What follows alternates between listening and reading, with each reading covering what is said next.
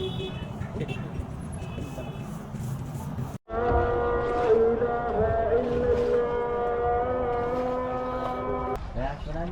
ميرا.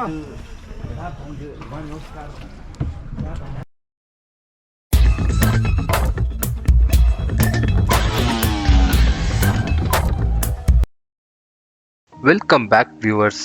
நான் உங்கள் Tamil back Baker. நாம் இப்போ இந்தியாவோட வடகோடியில் இருக்க மாநிலமான பனிகள் சூழ்ந்த அழகான காஷ்மீரில் தாங்க இருக்கோம். போன வீடியோவில் நாம் ஸ்ரீநகர்லேருந்து கிட்டத்தட்ட 70 கிலோமீட்டர் தூரத்தில் இருக்க பெஹல்காம்ன்ற ஊருக்கு போயிட்டு அங்கே இருக்க பனிமலையெல்லாம் ரசிச்சுட்டு குதிரை மேலே சவாரி செஞ்சுட்டெல்லாம் திரும்ப ரிட்டர்ன் வந்தோங்க. உண்மையிலே செம என்ஜாய்மெண்ட்டாக இருந்துச்சுங்க. இந்த மாதிரி ஒரு விஷயத்த இப்போ தான் ஃபர்ஸ்ட் டைமாக எக்ஸ்பீரியன்ஸ் பண்ணேன். அந்த வீடியோ பார்க்காதவங்க மறக்காமல் போய் அந்த வீடியோ பாருங்கள். அதோட கண்டினியூஷன் தாங்க இது. இன்னைக்கு நமக்கு காஷ்மீரில் 3வது நாளுங்க. 3வது நாள் ஃபுல்லாகவே ஸ்ரீநகர்லேயே எக்ஸ்ப்ளோர் பண்ணிவிட்டு நாளைக்கு நாம் காஷ்மீரை விட்டு கிளம்ப போகிறோம். இப்படி ஒரு அழகான ஸ்டேட்டில் ஒரு 4 நாளை ஸ்பெண்ட் பண்ணிட்டு இங்கேருந்து கிளம்புறதுக்கு மனசே வராதுங்க. பனியை பார்த்ததும் இங்கேயே இருந்துடலாமா அப்படின்னு மைண்டு மாறிடுச்சு. 3வது நாள் நமக்கு பெரிய அளவில் பிளான் எல்லாம் இல்லைங்க. ஆல்ரெடி 2 நாள் சுற்றுனது டயர்டில் காலையில் லேட்டாக தான் எழுந்திரிச்சோம். மதியானம் வரைக்கும் பெரிய அளவில் எதுவும் பண்ணாமல் ரூம்லேயே ஸ்பெண்ட் பண்ணிட்டு இன்றைக்கி ஈவினிங் மட்டும் ஸ்ரீநகரில் ஒரு ஃபேமஸான அட்ராக்ஷன் பாக்கி இருக்குது. அதை முடிச்சுட்டு அப்படியே இங்கேருந்து கிளம்ப வேண்டியதான். ஸ்ரீநகர் வந்தால் யாருமே இந்த இடத்த மிஸ் பண்ண மாட்டாங்க. அந்தளவுக்கு ஃபேமஸான இடம் தான் டல் லேக். ஸ்ரீநகருக்கு மத்தியில் அப்படி பறந்து விரிஞ்சிருக்க ஒரு மிகப்பெரிய ஏரி தாங்க இந்த டால் லேக். இந்த இடத்துல ஷிகாரா அப்படின்னு சொல்கிற போட் ரைடு தான் ரொம்ப ஃபேமஸான அட்ராக்ஷன். உரைய வைக்கிற குடில் இருக்க இந்த அருமையான மாலை பொழுதுல இந்த ஷிகாரா ரைட் பண்ணுறது உண்மையிலேயே ஒரு பியூட்டிஃபுல்லான எக்ஸ்பீரியன்ஸாக இருக்க போகுது மக்களே. அதுக்காகத்தான் வெயில் தாழ இந்த மாதிரி சாயந்தர நேரமாக பார்த்து இந்த இடத்துக்கு ஷிகாரா ரைட் பண்ணலாம் அப்படின்னு சொல்லிட்டு கிளம்பி வந்திருக்கோம். ஆக்சுவலாக இந்த இடத்துல நீங்கள் விடிய காலையிலேருந்து நைட்டு 10 மணி வரைக்கும் கூட போட் ரைட் பண்ண முடியும். ஒவ்வொரு டைமில் போட் ரைட் பண்ணுறது ஒவ்வொரு விதமான எக்ஸ்பீரியன்ஸை கொடுக்கும் மக்களே. ஆனால் இருக்கிறதுலே பெஸ்ட் அப்படின்னு சொல்கிறது இந்த 6 மணி மேலே மாலை மங்கன நேரத்தில் பண்ணுற போட் ரைடு தான் நான் சொல்லுவேன். சரி, ஷிகாரா ரைட் பண்ணுறது அப்படின்னு முடிவு பண்ணிவிட்டு நீங்கள் டால் லேக்குக்கு வந்துட்டிங்கன்னா இங்கே நூற்றுக்கணக்கான ஷிகாராக்கள் இருக்குங்க. இந்த டால் லேக் ஏரி ஓரமாகவே இருக்கிற காட்டுகளில் ஒவ்வொரு இடத்துலையும் ஏகப்பட்ட ஷிகாராக்கள் ஓட்டுறவங்க அப்படியே யூனியனாக அங்கே வெயிட் பண்ணிட்டு இருப்பாங்க. ஸோ உங்களுக்கு ஷிகாரா ரைட் பண்ணணும் அப்படின்னு நீங்கள் நினைக்கும் பொழுது அவங்களில் யாராவது ஒருத்தரை நீங்கள் விசாரித்து உங்களுக்கு விலை தோதுப்படும் பொழுது நீங்கள் இந்த ஷிகாரா ரைடை என்ஜாய் பண்ணலாம். நான் விசாரித்த வரைக்குமே ஒரு ஷிகாராவில் ஒரு பர்சனுக்கு 750 ரூபா அப்படின்றது தாங்க இவங்க சொல்கிற வேலை. இது கூட குறை மாறலாம் ஒரு போட்டுக்கும். இங்கே யூனியன் இருக்கிறதுனால மேக்ஸிமம் இதே விலையில தான் எல்லா ஷிகாராவும் ஆப்ரேட் பண்ணுவாங்க அப்படின்னு நினைக்கிறேங்க. ஸோ ஃபிக்ஸடாக ஒரு ப்ரைஸ் சொல்லணும் அப்படின்னா ஒரு ஷிகாராவில் 4 பேருக்கு மேலே அகாமடேட் பண்ண முடியும். ஒரு ஷிகாராவை எடுக்கிறதுக்கு அவங்க 1500 ரூபா வரைக்கும் கேட்குறாங்க. ஸோ நீங்கள் 4 பேர் போனாலும் சரி, 2 பேர் 3 பேராக போனாலும் சரி, இந்த 1500 உங்களுக்குள்ளே ஸ்ப்ளிட் பண்ணிவிட்டு நீங்கள் அழகாக இந்த ஷிகாரா ரைடை என்ஜாய் பண்ணிட்டு வரலாம். நாங்களும் ஒரு ஷிகாராவை பிடிச்சி அதே விலையை பேசி போட்டை எடுத்துகிட்டு கிளம்பியாச்சுங்க. அழகாக அந்த டால் லேக்கில் இந்த மாலை பொழுதில் மிதந்துக்கிட்டு இந்த டால் ஏரியை சுற்றி பார்க்குறதுக்காக கிளம்பிட்டோம். ஃபர்ஸ்ட் டைம் எக்ஸ்பீரியன்ஸ் த பெஸ்ட்டுங்க. என்றைக்குமே அது மாறவே மாறாது. ஃபர்ஸ்ட் டைமாக காஷ்மீர் வர்றோம், ஃபர்ஸ்ட் டைமாக டால் லேக்கை பார்க்குறோம், அதுலேயும் ஃபர்ஸ்ட் டைமாக இந்த ஷிகாரா ரைடையும் பண்ணுறோம். எல்லாமே ஸ்பெஷலான மொமெண்ட்டு தாங்க. அதுவும் பௌர்ணமி நிலவில் இந்த மாலை பொழுதில் அதுவும் கொஞ்சம் சில்லுன்னு இருக்க கிளைமேட்டில் ஷிகாரா ரைட் பண்ணுறது ரொம்பவுமே ஸ்பெஷலான மொமெண்ட்டுன்னு சொல்லிக்குவேங்க நானே. சரி, ஏரியில் மிதந்து போயிட்டு இருக்கும்போதே இந்த டால் ஏரியை பற்றி கொஞ்சம் பார்த்துருவோங்க. இந்த ஏரி சுமார் 22 ஸ்கொயர் கிலோமீட்டர் பரப்பளவு கொண்டது இந்த டூர் பண்ணுற ஏரியாக்கள் மட்டும். ஆனால் இந்த ஏரி அதை விட ரொம்ப பெருசுங்க. இதில் நீர்பிடிப்பு பகுதிகள்னு மொத்தமாக எடுத்துக்கிட்டோம்னா 316 ஸ்கொயர் கிலோமீட்டர்னு சொல்லி கணக்கு வச்சுருக்காங்க. இது கிட்டத்தட்ட ஒரு செவ்வக வடிவில், அதாவது 7.5 கிலோமீட்டர் நீளமும் 3.5 கிலோமீட்டர் அகலம்னு சொல்லிட்டு கிட்டத்தட்ட ஒரு நீள் செவ்வக வடிவத்தில் இது பறந்து விரிஞ்சு இருக்கு. ஆழம்னு பார்த்துக்கிட்டிங்கன்னா குறைஞ்சபட்ச ஆழமாக ஒரு 1.5 மீட்டரும், அதிகபட்சமாக அதாவது நடுவில் அதிகபட்ச ஆழமாக ஒரு 6 மீட்டரும் சொல்லி கணக்கு வச்சுருக்காங்க. உச்சபட்ச குளிர்காலத்தில் இந்த மொத்த டால் ஏரியும் உறைஞ்சு போயிருக்குன்னு சொல்லியிருக்காங்க. நான் அப்படி தான் இருக்கும்னு நினச்சி பார்க்கலான்னு வந்தேன். பட் நம்ம நேரம் ஒரு மிதந்து போகிற அளவுக்கு இந்த ஷிகாரா ரைடை என்ஜாய் பண்ணுற அளவுக்கு லக்கு நமக்கு இருந்துச்சு. ஏன்னா உறைஞ்சு போயிருந்ததுன்னா ரொம்பவும் மோசமான கிளைமேட்டில் இந்த பியூட்டிஃபுல்லான ரைடை என்ஜாய் பண்ண முடியாமல் போயிருந்திருக்கோம். மிதந்துக்கிட்டே போட் ஓட்டுறவர்கிட்ட பேச்சு கொடுத்துட்டே வந்தவங்க. அவர் இந்த ஏரியாவை பற்றியும் இந்த ஏரியை பற்றியும் நமக்கு கதையாக சொல்லிகிட்டே வந்தார். இந்த போட் ரைட் குறைஞ்சபட்சம் ஒரு மணி நேரத்துலேருந்து அதிகபட்சமாக ஒரு 1.5 மணி நேரம் வரைக்கும் நீடிக்கக்கூடியது. ஸோ உங்களுக்கு அடிஷ்னலாக எங்கேயாவது போகணும் அப்படின்னா அந்த போட் ஓட்டுறவருக்கு ஒரு அடிஷ்னல் அமௌண்ட்டை கொடுத்தீங்கன்னா இன்னும் நிறைய இடங்களை சுற்றி காட்டுவார். இந்த மாலை பொழுதில் வந்தது ஒரு ப்ளஸ் பாயிண்ட்டாக இருந்தாலும் சீக்கிரமே இருட்டிடும் அப்படிங்கிறதுனால உங்களால் நிறைய இடத்த கவர் பண்ண முடியாது. நாங்கள் கிட்டத்தட்ட ஒரு 5:30க்கு மேலே 5:45 அந்த சமயத்தில் ஆரம்பித்தோம். நீங்கள் இன்னும் கொஞ்சம் சீக்கிரமாக, அதாவது ஒரு 4 மணிக்கே ஆரம்பிச்சிங்க அப்படின்னா இன்னும் நிறைய இடங்களை உங்களால் கவர் பண்ணிட்டு வர முடியுங்க. ஃபஸ்ட் ஏரியாமாக இந்த மார்க்கெட் ஏரியாக்குள்ளே நம்மளை கூட்டிகிட்டு வருவாங்க. இங்கே நீங்கள் மிதந்துட்டே இருக்கிற இங்கே இருக்க கடைகளில் நீங்கள் உங்களுக்கு வேணுங்கிற பொருட்கள், சாவனியர்ஸ், ஏதாவது இந்த காஷ்மீரில் கிடைக்கிற அரிதான பொருட்கள் வேணும்னா கூட நீங்கள் இங்கே பர்ச்சேஸ் பண்ணிக்கலாம். காஷ்மீரில் பெட்ஷீட்டு, சால்வை, இல்லை காஷ்மீர் பாஷ்மீனான்னு சொல்லப்படக்கூடிய சால்வையெல்லாம் ரொம்ப ஃபேமஸான பொருட்களுங்க. அது போக ஸ்பைசஸும் இங்கே ரொம்ப ஃபேமஸ். ஸோ இந்த மாதிரி மார்க்கெட் ஏரியாக்களில் நீங்கள் அந்த மாதிரி ஸ்பெஷலான ஐட்டங்கள் நிறைய பர்ச்சேஸ் பண்ணிக்க முடியும். இந்த இடத்துக்கு பேர் ஃப்ளோட்டிங் மார்க்கெட் அப்படின்னு சொல்கிறாங்க. ஒரு சில பேருக்கு இந்த பேரை கேள்விப்பட்ட மாதிரி இருக்கும். ஆமாங்க, தாய்லாந்தில் இருக்க அந்த ஃபேமஸ் ஃப்ளோட்டிங் மார்க்கெட்டுக்கு காம்படிஷனாக தான் நம்ம காஷ்மீர் டால் லேக்கில் இந்த ஃப்ளோட்டிங் மார்க்கெட் இருக்குது. நாங்கள் எதிர்பார்த்ததை விட சீக்கிரமாகவே இருட்டிருச்சுங்க. வெயில் தாழ வரணும் அப்படின்றதுனால தான் 5 மணிக்கு மேலே வந்தோம். ஆனால் இவ்வளோ சீக்கிரம் இருட்டுன்னு தெரிஞ்சிருந்தா இன்னும் கொஞ்சம் நேரம் முன்னாடியே வந்திருக்கலாம் அப்படின்னு தோணுச்சு. நிறைய இடங்களில் வெளிச்சத்தில் பார்க்கணுன்னு ஆசையாக தாங்க இருந்துச்சு. ஆனால் மார்க்கெட் ஏரியா கவர் பண்ணுறதுக்குள்ளேயே இருட்டிருச்சு. நீங்கள் ஷிகாரா ரைட் பண்ணணும்னா இந்த தவறை செஞ்சிடாதீங்க மக்களே. கொஞ்சம் சீக்கிரமாகவே பிளான் பண்ணிட்டு வாங்க. வெயில் ஓரளவுக்கு தான் இருக்கும். அதனால் இந்த குளிருக்கு பெருசாக தெரியாதுங்கிறதுனால வெயிலுக்கு பயந்துட்டு லேட் பண்ணிடாதீங்க. சீக்கிரமாகவே நீங்கள் இந்த இடத்துக்கு வந்துடுங்க. அவர் தான் நம்ம போட் ஓட்டுற பாய். நல்ல மனுஷங்க.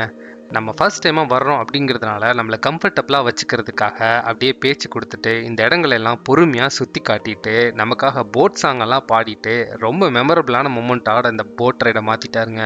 அவரோட பேச்சு கொடுத்துட்டு இந்த இடங்களை என்ஜாய் பண்ணிட்டு அப்படியே போயிட்டு இருந்தோம்.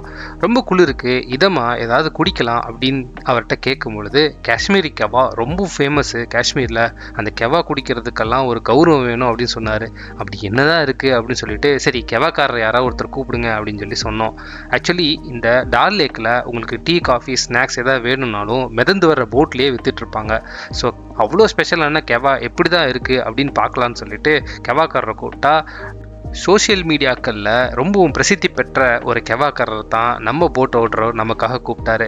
சரி கெவாவையும் ஸ்பெஷலாகவே குடிச்சிருவோம் அப்படின்னு சொல்லிட்டு அவர்கிட்ட 2 கெவாவை போட சொன்னோம். ஒரு டம்ளர் 100 ரூபாங்க. கொஞ்சம் காஸ்ட்லி தான், ஆனால் இந்த கிளைமேட்டுக்கு வர்த்துங்க. ஆக்சுவலாக இதை டீன்னு சொல்ல முடியாது, ஒரு மாதிரி ஸ்பைசஸ் கலந்த ஒரு மூலிகை தண்ணி அப்படின்னு சொல்லலாம். இந்த கிளைமேட்டுக்கு சுட சுட அதை நமக்கு கொடுக்கும் பொழுது அதை குடிச்சிக்கிட்டே இந்த போட் ரைடை என்ஜாய் பண்ணுறது நீங்கள் வாழ்க்கையில் மறக்கவே முடியாது மக்களே. அவ்வளோ ஸ்பெஷலாக இருக்கும் இந்த காஷ்மீரில் அப்படிப்பட்ட ஒரு கௌரவமான ஒரு ட்ரிங்க்கை குடிக்கிறது.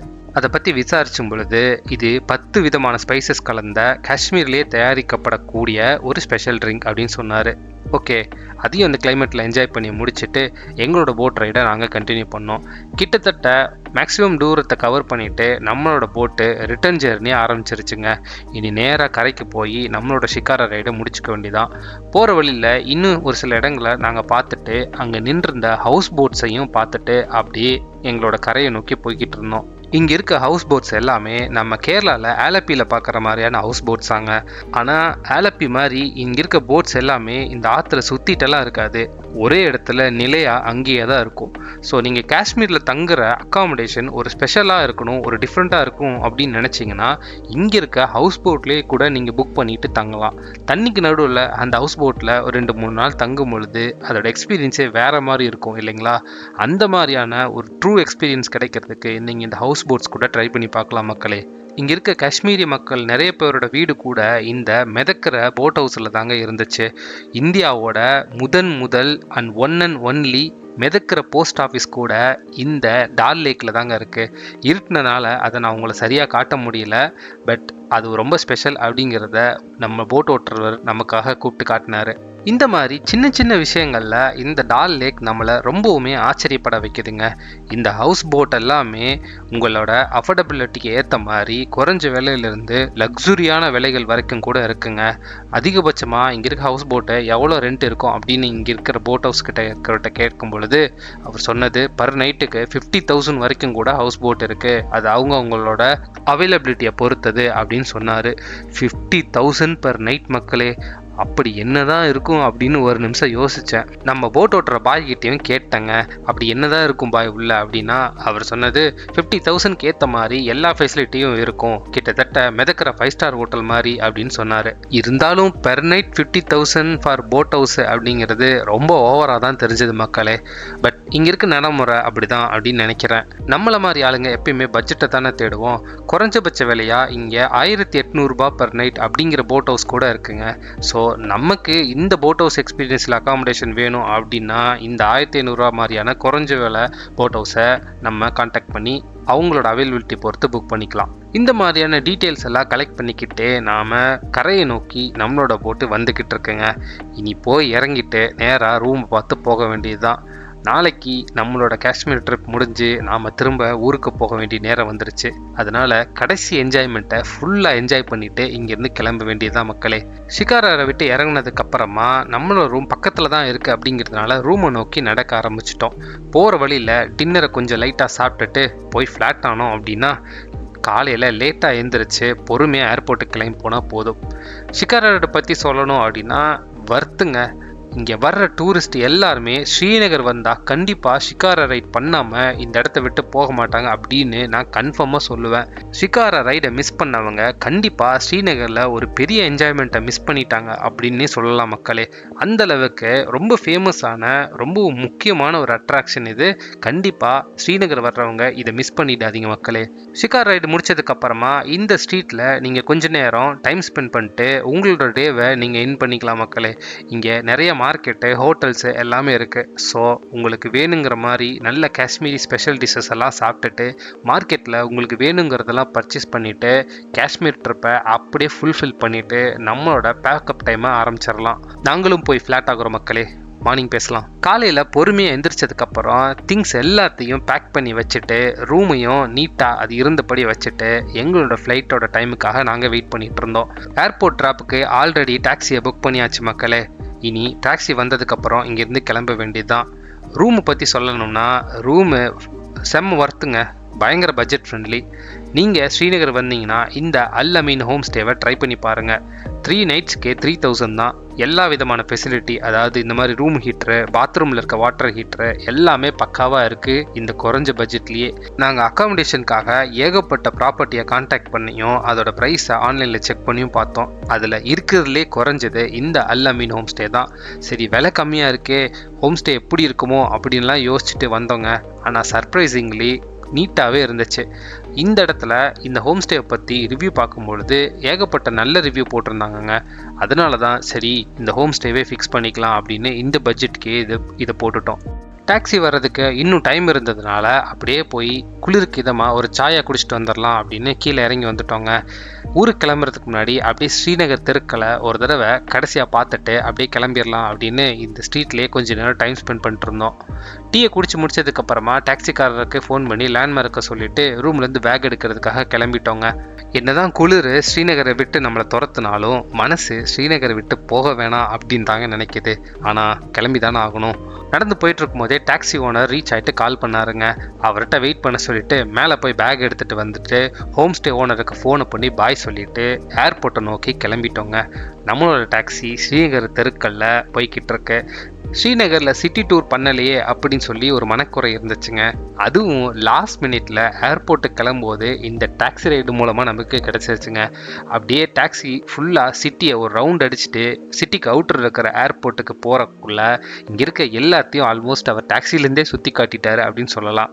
அருமையாக இருந்துச்சு மக்களே ஸ்ரீநகர். நான் கூட காஷ்மீர் ஒரு பதட்டமான ஏரியா அப்படிங்கிறதுனால எந்த அளவுக்கு டெவலப்மெண்ட் இருக்குமோ ஊர் எப்படி இருக்குமோ அப்படின்னு நினச்சேன். ஒரு ஸ்டாண்டர்டான சிட்டி, ஒரு ஸ்டேட்டோட ஹெட் குவார்ட்டர்ஸ் எப்படி இருக்கணுமோ அப்படி அந்த அளவுக்கு நீட்டாகவே மெயின்டைன் பண்ணி தான் வச்சுருக்காங்க. டாக்ஸி ஏறி ஒரு 3/4 மணி நேரத்திலேயே ஷேக் அல் உலாம் இன்டர்நேஷ்னல் ஏர்போர்ட்டான ஸ்ரீநகர் ஏர்போர்ட்டுக்கு ரீச் ஆகிட்டோங்க. அதுக்கப்புறம் செக்இன்னு, செக்யூரிட்டி செக்கு, போர்டிங் பாஸ் எல்லாம் வாங்கிட்டு நம்ம கேட்டு பக்கமாக போனோம். ஆக்சுவலி அது சென்சிட்டிவிட்டி, செக்யூரிட்டி ரீசனுக்காக நான் அந்த ஃபுட்டேஜ் எதையுமே இந்த வீடியோவில் இன்க்ளூட் பண்ணலை மக்களே. ஒரு வழியாக ஃப்ளைட்டுக்குள்ளே ஏறிட்டோங்க. என் லைஃப்பில் இவ்வளோ செக்யூரிட்டி மெஷர் இருக்கிற ஒரு ஏர்போர்ட்டை பார்த்ததே இல்லை. அவ்வளோ கஷ்டம், உள்ளே வர்றதுக்குள்ளே போதும் ஆயிடுச்சுங்க. சொன்ன டைமுக்கு நம்ம ஃப்ளைட்டை டேக் ஆஃப் ஆகிடுச்சுங்க. ஜெய்சால்மீர் போனப்போ வந்த மாதிரி லேட்டெல்லாம் ஆகாமல் காஷ்மீரில் கரெக்டான டைமுக்கு ஃப்ளைட் எடுத்துட்டாங்க இண்டிகோ. காஷ்மீரில் இருக்கிற நிலைமை எப்படி இருக்கணும்னு நான் சொல்லி தெரிய வேண்டியதில்லை. அப்படி இருக்கும் பொழுது காஷ்மீரோட ஏர்போர்ட்டை எப்படி இருக்கும்னு நீங்கள் கொஞ்சம் இமேஜின் பண்ணிக்கோங்க. அவ்வளோ செக்யூரிட்டி மெஷர்ஸ் மக்களே. இதெல்லாம் நான் எதுக்காக சொல்கிறேன் அப்படின்னா, நீங்கள் ஏர்போர்ட்டுக்கு போகிற டைமை இதெல்லாம் மனசில் வச்சுக்கிட்டு அதுக்கேற்ற மாதிரி டிசைட் பண்ணிக்கோங்க. இங்கே செக்யூரிட்டி செக்கு ஏர்போர்ட் நுழையிறதுக்கு முன்னாடி வெளியவே ஒரு தடவை நடக்கும், அதுக்கப்புறம் ஏர்போர்ட்டுக்குள்ளே வந்ததுக்கப்புறமும் நடக்கும். ஸோ இந்த செக்யூரிட்டி செக்குக்கு ஏற்ற ப்ரிப்பரேஷன்ஸு, அதுக்கேற்ற டைம் எல்லாத்தையுமே நீங்கள் கரெக்டாக முன்னாடியே பிளான் பண்ணிக்கோங்க. ஃப்ளைட்டுக்கு லாஸ்ட் மினிட்ல நீங்கள் ஏர்போர்ட்டுக்குள்ளே போகலாம் அப்படின்னு நினச்சிட்டு இருந்தீங்கன்னா, நீங்கள் அப்படி உள்ளே நுழையும் பொழுது இந்த செக்யூரிட்டி மெஷர்ஸ்குள்ளே சிக்கிட்டு ஏகப்பட்ட டைம் வேஸ்ட் ஆகிறதுக்கு வாய்ப்பு இருக்குங்க. அதனால நீங்கள் முன்னாடியே எல்லாத்தையும் பிளான் பண்ணிக்கோங்க. ஃப்ளைட் டேக் ஆஃப் ஆகி கொஞ்சம் மேலே போனதுக்கப்புறமும் மீண்டும் அந்த பனி படர்ந்த மலைகள் நமக்கு அழகாக காட்சி அளிக்க ஆரம்பிச்சிருச்சு. இந்த தடவை வெயில் பட்டு அப்படியே கண்ணு கூசுற அளவுக்கு பட்டு மாதிரி ஜொலிக்குதுங்க இந்த பனிமலைகள். காஷ்மீரை விட்டு போகிறதுக்குள்ள ஆசை தீர இதை ஃபுல்லாக பார்த்துக்கணும் அப்படின்றதுனால வச்சகன்னு வாங்காமல் அப்படியே ஜன்னலுக்கு வெளியே வேடிக்கை பார்த்துட்டு இருந்தேன். திரும்பவும் இந்த மாதிரி அழகெல்லாம் எப்போ பார்க்க போகிறனோ அப்படின்னு மனசுக்குள்ளே ஒரு ஓரமாக ஒரு ஏக்கம் இருந்துகிட்டே இருந்துச்சுங்க. இந்த 3 நாள் இந்த பனியை பார்த்து பார்த்து பழகின கண்ணு இனி திரும்ப இது எப்போ பார்க்கும் அப்படின்னு எனக்கு மனசுக்குள்ளே தோண ஆரம்பிச்சிருச்சு. வாய்ப்பு கிடைச்சா கண்டிப்பாக திரும்பவும் காஷ்மீர் விசிட் பண்ணுவாங்க. அப்படி வாய்ப்பு கிடைக்கலைனாலோ வாய்ப்பை உருவாக்கிட்டாச்சு திரும்ப காஷ்மீருக்கு கண்டிப்பாக ஒரு தடவை வருவேன். இப்படி ஒரு அழகை ஒரு தடவை பார்த்துட்டு திரும்பவும் பார்க்க மாட்டோமா அப்படின்னு யாருக்கு தான் தோணாது? கண்டிப்பாக இன்னொரு தடவை எப்படியாச்சும் பார்த்துடணுன்னு மனசு போட்டு அரிச்சிட்டே தானே இருக்கும். கண்டிப்பாக அதுக்கான சான்ஸை நானே உருவாக்க தான் போகிறேன். மெல்ல மெல்லமாக அந்த பனிமலைகள் நம்ம கண்ணை விட்டு கொஞ்சம் கொஞ்சமாக மறைய ஆரம்பிச்சிருச்சுங்க. உடனே மனசுக்குள்ளே ஒரு சோகமான ஒரு ஃபீலிங், ஏதோ நம்ம சொந்த ஊரை விட்டுட்டு போகிற மாதிரி இருந்தது. ஒரு 3 நாள் தான் அப்படின்னாலுமே அந்த ஊர் அப்படியே கொஞ்சம் கொஞ்சமாக அடாப்ட் ஆக ஆரம்பிச்சிருச்சுங்க. நான் ராஜஸ்தானில் டூர் போயிட்டு அங்கேருந்து கிளம்பும் போதும் இதே மாதிரி ஒரு ஃபீலிங். என்னமோ தெரியல, இந்தியாவில் இருக்கிற ஊர்களுக்கு போகும்போது அது எல்லாமே நம்ம சொந்த ஊர் தான் அப்படின்ற மாதிரியான ஒரு ஃபீலிங் வருதுங்க. ஏன்னா மேக்ஸிமம் அது நம்ம சொந்த ஊரில் போனப்போ அங்கே இருக்கிற இடங்கள், அங்கே இருக்க தெருக்கள், அங்கே இருக்க வீடுகள் மாதிரியே இருக்கிறதுனால எல்லாமே நம்ம ஊர் மாதிரி தான் அப்படின்ற ஃபீலிங் தாங்க வருது. அதனால் இந்தியாவில் நீங்கள் எங்கே போனீங்கனாலும் இந்த மாதிரி ஒரு ஃபீலிங் இருக்கும் அப்படின்றதுல சந்தேகம் இல்லை. நான் என்னோட பேக் பேக்கிங் ஜெர்னியில் அதிகமான ஊர்களை லிஸ்ட் டவுன் பண்ணி வச்சுருந்தாங்க. அதில் நிறையா ஃபாரின் கண்ட்ரிஸ் கூட இருந்தது. எனக்கு சின்ன வயசுலேருந்தே ஃபாரின் கண்ட்ரிஸ் நிறைய விசிட் பண்ணணும் அப்படின்ற ஆசை இருந்தது. ஆனால் எப்போ அதில் இந்தியாவில் இருக்கிற நிறைய இடங்கள், குறிப்பாக இந்த நார்த் இந்தியாவில் இருக்கிற இடங்களெல்லாம் லிஸ்ட் டவுன் பண்ண ஆரம்பித்து அங்கே ஒவ்வொரு இடத்துக்காக போக ஆரம்பித்தனோ, அதுலேருந்து சத்தியமாக சொல்கிற மக்களே, எனக்கு ஃபாரின் கண்ட்ரிஸ் டூர் போகணுன்ற ஆசையே இப்போல்லாம் போயிடுச்சு. எனக்கு இந்தியாவில் ஒவ்வொரு இடத்தையும் இடுக்கு விடாமல் ஒவ்வொரு ஸ்டேட்டில் எல்லா பார்டர்கிட்டையும் விசிட் பண்ணணும்னு ஆசை. கண்டிப்பாக அதை பண்ண தான் போகிறேன். ஒரு 1.5 hour ட்ராவலுக்கு அப்புறமா நம்ம டெல்லி ஏர்போர்ட்டை ரீச் பண்ணிட்டோங்க. இப்போ நம்ம ஃப்ளைட் இறங்கி இருக்கிறது டெர்மினல் 3. அகெயின் நம்ம வரும்போது போன மாதிரியே திரும்ப டெர்மினல் சேஞ்ச் பண்ண வேண்டியிருக்கு. இங்கேருந்து வெளியே போயிட்டு டெர்மினல் 1க்கு பஸ்ஸு இங்கே இன்டர்ஷட்டில் அவங்களே ப்ரொவைட் பண்ணுறதுனால அதை பிடிச்சி டெர்மினல் 1 போயிட்டு நம்மளோட பெங்களூர் ஃப்ளைட்டை பிடிக்க வேண்டியதுதான். நமக்கு 4 hours லே ஓவர் டைம் இருக்குங்க. அதனால இந்த டைமு சஃபிஷியண்ட்டாக இருக்கும். அங்கே சீக்கிரமாக டெர்மினல் 1 ரீச் ஆனாலுமே மதியான சாப்பாட்டை ஏதாவது சாப்பிட்டுட்டு அப்படியே கொஞ்ச நேரம் டெர்மினல் 1லே இருந்தோம்னா நம்ம ஃப்ளைட்டுக்கான டைம் வந்துடும். அங்கேருந்து கிளம்பி ஊரை பார்த்து போக வேண்டியது தான். திரும்பவும் இந்த பிரம்மாண்டமான டெல்லி ஏர்போர்ட்டுக்கு வந்தது இன்னொரு எக்ஸைட்டிங்காக தான் இங்கே இருக்குது. ஏன்னா டெல்லி ஏர்போர்ட்டை பற்றி நம்ம வரும்போதே பார்த்தோம், அவ்வளோ பெரிய ஏர்போர்ட்டு. இப்போ திரும்ப அதோட மொத்த சைஸையும் மெஷர் பண்ணுற மாதிரி டெர்மினல் சேஞ்ச் வேறு பண்ண வேண்டியிருக்கு. அப்படியே இந்த ஏர்போர்ட்டோட அழகை பார்த்துட்டு ஏர்போர்ட் பஸ்ஸில் போயிட்டு இருந்தோம். ஆக்சுவலாக கேட்டுக்கிட்ட போய் ட்ராப் பண்ணும்போது தான் அங்கே ஒரு விஷயத்தை நோட் பண்ணேன். இந்த ஏர்போர்ட்டில் சரியான காமெடி பண்ணுறாங்க. ஆக்சுவலாக எங்கள் ஃப்ளைட்டு வந்து நின்ன இடத்துலேருந்து பஸ் ஏறி திரும்ப போய் ஒரு லாங் டிஸ்டன்ஸில் யூட்டர்ன் பண்ணிட்டு வந்து திரும்ப ஆப்போசிட்டில் இருக்கிற இடத்துல இறக்கி விட்டாங்க. இதுக்கு எதுக்கு நாங்கள் நடந்தே போயிருப்போமே, இதுக்கு ஏன்ப்பா பெட்ரோல்லாம் வேஸ்ட் பண்ணி பஸ்ஸில் ஆளெல்லாம் ஏற்றி இறக்குறீங்க அப்படின்னு தோணுச்சு. பட் ஒரு ஏர்போர்ட்டுக்கும் ஒரு ப்ரோட்டோக்கால் இருக்குது, அதை அவங்க ஃபாலோ பண்ணி தான் ஆகணும். ஆனால் இது காமெடியாக இருக்குதுன்றது ஒரு பக்கம் ஏற்றுக்கிட்டு தான் ஆகணுங்க. ஷட்டில் பஸ்ஸை பிடிச்சி டெர்மினல் 3லேருந்து டெர்மினல் 1க்கு வந்தாச்சுங்க. உள்ளே வரும்போது டிக்கெட்டை காட்டிட்டு நம்மளோட செக்யூரிட்டி செக்கு எல்லாம் முடிச்சுட்டு போர்டிங் பாஸையும் வாங்கிட்டு இப்போ கேட்டை நோக்கி போயிட்டுருக்கோம். வரும்போது இருந்த மாதிரியே இங்கே ஏதாவது ரெகுலர் இருந்துச்சுன்னா கொஞ்சம் நேரம் ரெஸ்ட் எடுத்துகிட்டு போகலாம் அப்படின்னு நினச்சா டெர்மினல் 1ல் எங்கள் கேட்டு பக்கத்தில் அந்த மாதிரி செட்டப் எதுவும் இல்லை. சரி என்னடா பண்ணுறது, கொஞ்ச நேரமாச்சும் ரெஸ்ட் எடுக்கிற மாதிரி ஏதாவது செட்டப் இருக்குமா, அந்த இடத்துல போய் உட்காரலாமா அப்படின்னு யோசிச்சு இந்த ட்ராவல் ஏட்டில் போயிட்டு இருந்தோம். அதுக்கு எந்த விதமான வாய்ப்பும் இல்லைன்னு நினைக்கிறேன். ஃப்ளைட்டுக்கு வேற இன்னும் கொஞ்ச நேரம் தான் டைம் இருக்கு. அதுக்குள்ள ஏதாவது ஒரு இடத்துல போய் ஒரு 5 நிமிஷமாச்சு ரிலாக்ஸ்டாக உட்காந்துட்டு போகலாம் அப்படின்னு தோணுச்சு. முடிஞ்சா ஒரு கப் காஃபியும் குடிக்கலான்னு பார்த்தா ஏர்போர்ட்டில் காஃபி வேற நல்லா இருக்காது. சரி என்னதான் பண்ணலாம், ஃப்ளைட்டுக்கு வேற டைம் ஆச்சு அப்படின்னு சொல்லிட்டு மெதுவாக அந்த ட்ராவலேட்டர்லேயே போயிட்டு இருந்தோம். உள்ளே வரும்போதே ஃபுட் கோர்ட்டில் லைட்டாக லஞ்சு சாப்பிட்டுட்டு தாங்க உள்ளே வந்தோம். அதனால பெருசாக பசி இல்லை. ஜஸ்ட் ஒரு 5 நிமிஷம் உட்காந்துட்டு போர்டிங் ஓப்பன் பண்ணாங்கன்னா நேராக ஃப்ளைட்டுக்குள்ளே போயிட வேண்டியதான். டெல்லி ஏர்போர்ட்டோட டெர்மினல் 1 இன்டீரியர் டிசைன் சூப்பராக இருக்குங்க. நான் ஃபர்ஸ்ட் டைமாக பார்த்தாலுமே ஒரு பெஸ்ட் இம்ப்ரெஷனாக தான் இருந்துச்சு. இனி நேரம் நம்ம கேட்டு பக்கத்தில் போய் ஒரு 5 நிமிஷம் உட்காந்தோம்னா போர்டிங் ஓப்பன் பண்ணுறதுக்கு டைம் கரெக்டாக இருக்கும்னு நினைக்கிறேன். எனக்கு ரிட்டர்ன் ஜெர்னியை நினச்சா இப்போவே டயர்டாக இருக்குங்க. இங்கேருந்து பெங்களூர் போகணும். பெங்களூரில் இறங்கினதுக்கு அப்புறமா நேராக ரயில்வே ஸ்டேஷன் போகணும். அங்கே எஸ்எம்பிடியிலேருந்து நமக்கு கோயம்புத்தூருக்கு ஓவர் நைட் ட்ரெயின் இருக்குது.